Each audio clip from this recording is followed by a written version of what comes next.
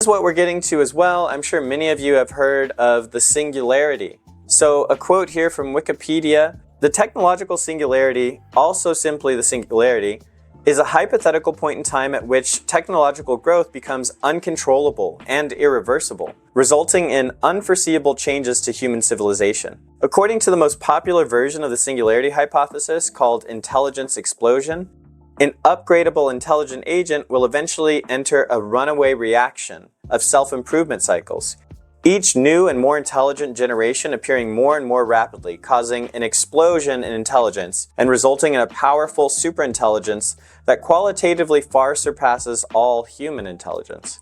The pace of exponential growth is so great, some technologists are concerned we will lose control of an AI system within moments of activation. A rapidly self-improving system would make itself better, which would then make itself better.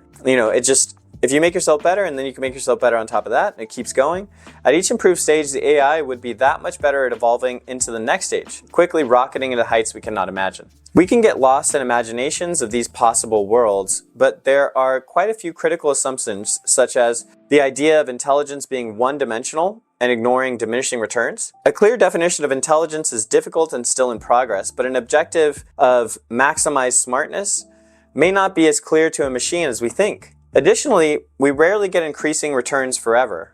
Often we hit limits and barriers we can't go past.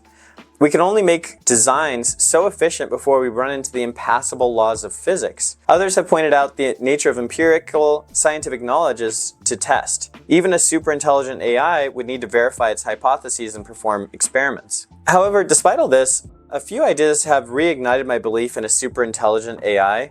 Schmidhuber's idea of compression drive gives a basis for elusive, generally intelligent behavior. He proposed a formal theoretical model of self-improving AGI called girdle machines, which have interesting properties. Researchers proposed other theoretical models such as AIXI, A-I-X-I. Convincingly to me too, there's also in Judea Pearl's The Book of Why, the authors show a general method of inference from big data providing causal reasoning. Framing the criticism of superintelligence from the perspective of Pearl's ladder of causation, seeing, doing, and imagining, AI systems are at the seeing association level. They have incredible amounts of data, but they lack the ability to imagine. Superintelligence would be having a superhuman imagination, where imagination is adjusting the weights or probabilities of a causal model. To have a causal model which is tied to reality, an intelligent agent would need to do, which is to intervene, experiment, and update its causal model.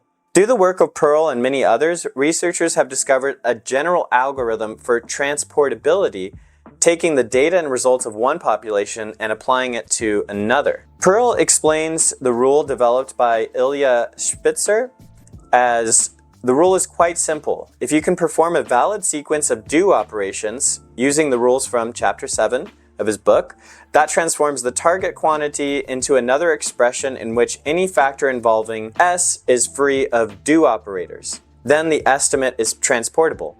That's the Book of Why, page 418. So basically there are some equations and some ways to manipulate where you can just go from association to not just correlational, but to causal reasoning and understanding, if the results are transportable. So additionally, even if a study is not transportable and doesn't meet the criteria, we can still use the data to estimate specific connections when those conditions in one study are not contaminated. Elias Barenboim extended Spitzer's work on the do calculus to a general algorithm. So e.g. it's P with W given X can be updated by combining these estimates of P, W given X from other studies. We can increase the precision of this sub-expression. By carefully combining such sub-expressions, we may be able to synthesize an accurate overall estimate of the target quantity. There is a similar argument to handle selection bias. What was once a threat is now an opportunity.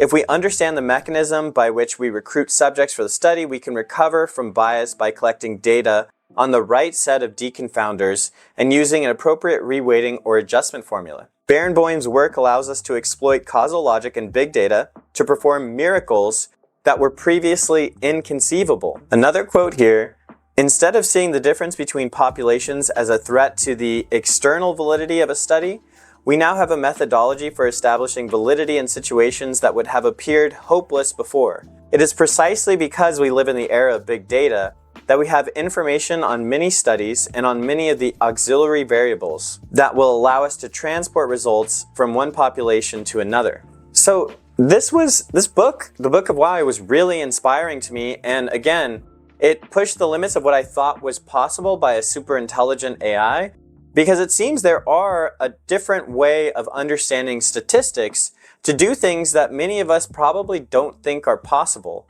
which now with causal understanding, this new form of logic, if we can get a machine that's capable of reasoning in this way, again, miracles will happen with this data. Right now, with some of these language models, we've used all the text on the internet, but there are so many videos, and it just seems like there's more we can do, because this is like a blurry snapshot of the internet, right? It's like 1% of the internet, but imagine if that was very carefully curated by a machine. Thanks for watching. If you enjoyed this clip, please consider checking out the full video and the series linked in the description.